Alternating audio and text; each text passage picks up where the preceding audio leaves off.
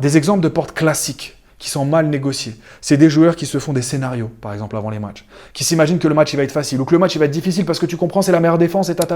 Ah, mais mon adversaire il est rapide, moi je suis nul devant les adversaires rapides. Tu vois, estime de soi, être nul, croyance. Mais il y a aussi la notion de scénario. Je me crée un scénario. Dans ma tête, j'écris une histoire qui n'existe pas. Et ça, bah ouais, ça peut être un gros problème. Donc les joueurs qui se font des scénarios. Ou les joueurs aussi qui ne se préparent pas du tout, qui en fait croient qu'ils ne stressent pas, croient qu'il n'y a pas de peur en eux. Alors qu'en fait, la peur, peut-être qu'elle n'est pas physique, puisqu'il y a des joueurs qui ont une peur physique, genre j'ai une oppression dans la poitrine, j'ai la boule au ventre, j'ai le cœur qui s'accélère. Voilà, là c'est le stress. Le stress, il a toqué à la porte, tu le vois, il n'y a pas de problème. Le problème, il est quand le stress, tu ne le vois pas. Et ça, énormément de joueurs pensent qu'ils ne stressent pas, alors qu'en fait, ils sont dans des zones de performance, de surpression et de fatigue mentale. Enfin, pas une zone de performance à fatigue mentale, mais ils sont dans une fatigue mentale parce qu'en fait, ils ont fait beaucoup de scénarios, beaucoup de discours internes pour surmonter le doute, beaucoup de discours internes pour se motiver avant le match, pour prendre de la force à vouloir créer des intentions de jeu, etc. Bref, en fait, ils ont une préparation mentale qui est tout sauf sereine. Mais en plus de ça, à ces joueurs-là, quand tu leur demandes « Est-ce que tu stresses ?» « Ah non, moi je suis pas un gars qui stresse. »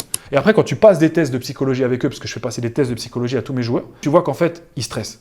Et tu vois qu'en fait, le niveau de lâcher prise, le niveau de gestion du stress psychologique, le niveau de motivation externe, de gestion de la motivation externe n'est pas bonne.